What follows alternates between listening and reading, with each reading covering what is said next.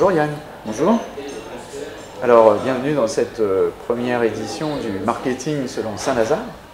Et alors aujourd'hui, on va parler d'un baromètre sur les médias sociaux sur lequel nous avons collaboré. Alors pourquoi ce baromètre et pourquoi avez-vous voulu le lancer? Alors Outsuite a décidé de lancer ce baromètre en partenariat avec Visionary Marketing et l'ADTEM pour faire un peu un état des lieux aujourd'hui sur l'utilisation des médias sociaux en France, dans les entreprises françaises. On voit que ça évolue très vite. Il y a 10 ans, on parlait de MySpace, Facebook n'existait même pas. Aujourd'hui, bien sûr, Twitter, LinkedIn sont très présents. Donc, comment aujourd'hui les entreprises françaises ont intégré ces nouvelles pratiques dans leur stratégie? Sur quels réseaux sociaux sont-elles présentes? Dans quel objectif? Pour répondre à quel enjeu? C'était l'objectif de ce baromètre qu'on a mené avec toi et avec l'ADTEM. Et aujourd'hui, on est très heureux de présenter donc les résultats de ce baromètre au travers d'un livre blanc et d'une infographie que tu as pu donc analyser en détail. Oui. Toi-même, qu'est-ce que tu peux nous dire justement de ce baromètre et de ce qui ressort de cette étude? Par exemple, aujourd'hui, les entreprises françaises utilisent-elles les réseaux sociaux et dans quel objectif? Alors, ce qui est sûr, c'est que, comme tu l'as dit, ça fait à peu près 10 ans maintenant que les médias sociaux existent, enfin même un petit peu plus. Mais moins dans les entreprises, parce qu'on peut considérer que la généralisation des médias sociaux se fait depuis 2009 à peu près. Et on arrive clairement dans une phase de maturation, plusieurs fois que je le dis, mais là on a les chiffres pour le vérifier, une phase de maturation des médias sociaux, où leur utilisation finalement se généralise. Notamment, c'est ce qu'on a vu dans l'étude, pour communiquer avec les influenceurs, à 70% à peu près, renforcer la relation client. Alors ça m'a mis du baume au cœur parce qu'il y a quand même finalement encore beaucoup d'entreprises qui croient que ça sert uniquement à poster des lolcats. Et en fait, les médias sociaux ont une véritable importance dans la relation client, notamment dans tous les métiers du service, où on peut interagir directement avec les clients, des clients comme Air France, Orange, Bouygues, beaucoup des opérateurs télécoms d'ailleurs ont démontré ça dans le passé. Et puis écouter et faire de la veille aussi, ce qui d'ailleurs était peut-être au départ l'utilisation la plus importante des médias sociaux dans les entreprises, mais qui aujourd'hui, dans notre baromètre, n'est plus que 60% des déclarations. Donc on sent qu'on a passé un pas. Et puis en même temps, on observe des défis. Donc au niveau des utilisations des réseaux sociaux dans les entreprises françaises aujourd'hui, est-ce que les entreprises ont passé le cap où elles commencent à utiliser les réseaux sociaux pour tout ce qui est service client, pour tout ce qui est processus, démarche commerciale, de vente? Est-ce qu'on en est là aujourd'hui en France? Alors pas vraiment, parce qu'on a quand même une société sur 5 à peu près dans notre baromètre qui déclare utiliser soit pour les médias sociaux soit pour le service client, soit pour la vente. Alors que c'est à peu près 3,5 sur 5 aux États-Unis. Alors ceci étant, c'est pas forcément ce qu'on croit à la vente au travers des médias sociaux, c'est plus de la vente d'influence, qui est d'ailleurs qui passe essentiellement au travers de Twitter et de LinkedIn, qui sont d'ailleurs très largement en tête de notre hit parade des médias sociaux utilisés en France. Très largement, LinkedIn est l'outil plébiscité par les marketeurs. Mais même comme ça, on arrive quand même à avoir un décalage par rapport aux États-Unis sur son utilisation dans la vente sociale, comme on l'appelle. Alors ça demande quand même cette vente sociale, de nouvelles approches, qui sont d'ailleurs très B2B, et qui sont véritablement au centre d'une révolution de la vente en B2B. J'ai eu l'occasion d'écrire pas mal d'articles sur ce sujet-là et sur la disparition des vendeurs bas de gamme en B2B, et notamment des preneurs d'ordre. Ça, c'est quelque chose qu'on va vérifier dans les 4-5 ans qui viennent. Et en même temps qu'on va vérifier dans les 4-5 ans qui viennent que ces vendeurs de bas de gamme disparaissent et qui n'ont plus de boulot, plus on va voir les vendeurs de haut de gamme, les vendeurs de solutions, ceux qui savent vraiment utiliser les médias sociaux pour faire de la vente relationnelle, qui vont monter en charge. Donc j'ai bien compris que les entreprises utilisaient beaucoup les réseaux sociaux dans ces objectifs-là. À quels enjeux sont-elles confrontées? Quels sont les défis auxquels elles doivent faire face? Alors il y en a 4. Et ces défis, alors ça c'est peut-être un peu déprimant d'ailleurs, parce qu'on les voit depuis longtemps, ils sont récurrents. Le premier, c'est le fameux défi du ROI. Donc c'est-à-dire en fait, le problème des médias sociaux, comme j'explique souvent, c'est qu'on mesure tout. Et en fait, on mesure tout, mais d'abord, d'une part, on ne sait pas exactement ce qu'on mesure, on ne comprend pas vraiment ce qu'il y a dedans, et on a du mal à comparer. Alors, on va avoir des mesures, notamment ce qu'on appelle le fameux engagement.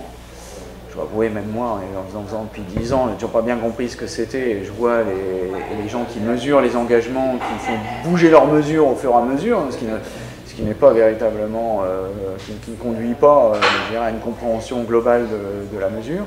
Et puis, je dirais, plus tu montes dans les strates élevées de l'organisation, et moins on comprend ce que ça veut dire. Donc, c'est un langage un peu particulier. Or, on a besoin de cette mesure, peut-être pas seulement de la mesure de l'engagement, d'ailleurs, et des autres aussi, la mesure de l'efficacité, la mesure de l'influence, la mesure de ce qu'on appelle le sentiment analysis, la mesure de tonalité en français, qui donnent des chiffres, mais qu'on n'arrive pas à comprendre. Donc ça, c'est un problème. Est-ce que justement le problème n'est pas aussi l'exploitation justement des données? Il y a beaucoup de données qui remontent des réseaux sociaux. Comment les exploiter, oui. Comment les analyser, comment les actionner? Voilà. Moi, ce que j'ai remarqué surtout en entreprise, c'est que ça finit par bon, allez, on va acheter des followers parce que ça va plus vite. La taille est importante, mais pas complètement. Donc, ce qui prouve un défaut de maturité de la compréhension de ce que sont les médias sociaux. Le deuxième, c'est la stratégie. Et alors là, c'est un véritable choc qu'on a eu dans ce baromètre, c'est qu'on a posé la question, et c'est pas tellement que la réponse ne nous a pas plu, c'est surtout qu'on n'a pas eu de réponse. On a eu 40 réponses sur 350, c'est-à-dire qu'en fait, quand on pose la question, en gros, est-ce que vous l'utilisez, la réponse des marketeurs, c'est oui. Quand on leur demande pourquoi, ils savent répondre. Dès qu'on leur demande à quoi ça sert, ils ne savent plus répondre. Et donc ça veut dire en gros qu'il y a un effet de mode, qu'on a suivi la mode, ce qui dans un sens n'est pas choquant, c'est le cas dans toutes les innovations, quelque chose de nouveau arrive, qui est disruptif, on l'adopte, on ne comprend pas vraiment pourquoi. Ça a été mon cas, hein. Pendant 2 ans j'ai essayé de comprendre à quoi servait Twitter, je n'ai pas compris, et puis au bout de 2 ans ça a fait tilt. J'ai compris que c'était un outil d'influence et qu'il pouvait avoir 5 ou 6 façons d'être utilisé, qui pouvaient être utiles. Donc en fait on en est encore là dans les entreprises. Et ce qui est un peu désastreux, c'est que pour des marketeurs, les médias sociaux étant un outil interactif, un outil qui permet justement de récupérer des insights clients, on devrait pouvoir facilement utiliser cet outil dans le cadre d'approches marketing innovantes, de tests de produits, de tests d'idées, de feedback instantané. Tiens, on a une idée, qu'est-ce que vous en pensez? Enfin, ce sont des choses qui sont très, très basées sur le bon sens, il n'y a pas besoin de faire 100 ans de marketing pour comprendre ça.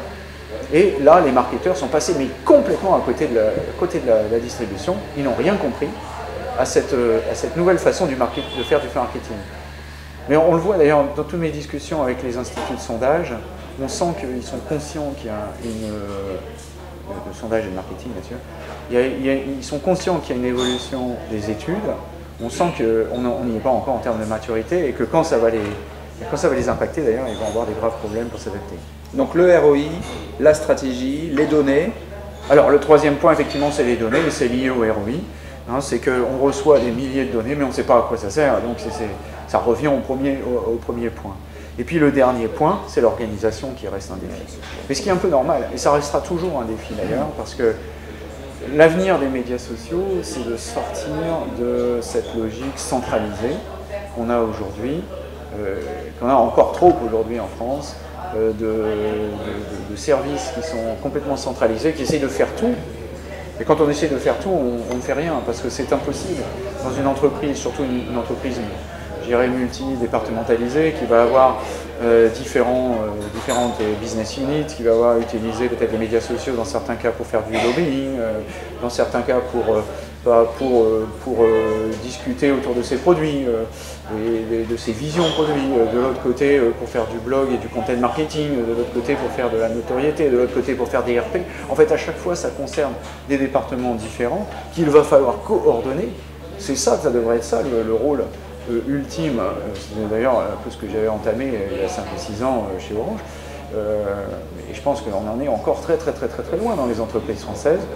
Cette coordination des différents départements de l'entreprise autour d'une logique commune. On la voit, la logique commune, on a du mal à la comprendre. Voilà, c'est pour reprendre le mot de Nelson, ce common understanding, cette compréhension commune sur laquelle il va falloir travailler. Alors que c'est là le vrai potentiel des réseaux sociaux, hein, donner l'accès aux différents services, aux différents employés, tout en mettant en place une charte d'utilisation. J'ai vu qu'ils étaient quoi, 30% uniquement des répondants à avoir mis en place une charte d'utilisation des réseaux sociaux. Oui, ce qui est un signe fort de non-maturité également, parce que la charte d'utilisation, en général, on la met en place au bout de 2-3 ans d'utilisation et de compréhension des médias sociaux. Donc si on ne la met pas en place au bout d'un moment, c'est qu'il y a un problème, parce qu'il y en a besoin de structurer. Moi, j'étais confronté à ce problème-là, j'en voulais pas au départ, parce que je voulais éviter le syndrome de la charte carcérale qui enferme les utilisateurs dans certains comportements ou qui les freine dans leur créativité. Et puis, au bout d'un moment, force est de constater qu'il faut encadrer les usages, ne serait-ce que d'un point de vue d'éducation, parce que les erreurs qui sont commises sont quasi toujours des erreurs de comportement par manque d'information. Donc il faut informer, il faut évangéliser de façon positive, et toujours positive, toujours inciter et encourager, mais encourager et inciter dans un certain cadre. Voilà. Et donc la charte, elle est indispensable. Hein. Moi je m'étais inspiré de la charte de l'armée américaine qui date quand même il y a 6 ou 7 ans. Hein. Donc si l'armée américaine peut faire des médias sociaux, tout le monde peut faire des médias sociaux. Alors, peut-être maintenant, il faudrait se pencher sur le baromètre 2016. Alors, qu'est-ce que tu as en tête? Alors, l'objectif, bien évidemment, c'est de continuer l'étude, continuer l'approche en continuant à s'améliorer. Tu sais qu'aujourd'hui, au-dessus, c'est 12 millions d'utilisateurs, donc ça nous permet de suivre l'évolution des besoins, l'évolution des tendances, que ce soit en France, que ce soit en Amérique du Nord, que ce soit dans d'autres pays.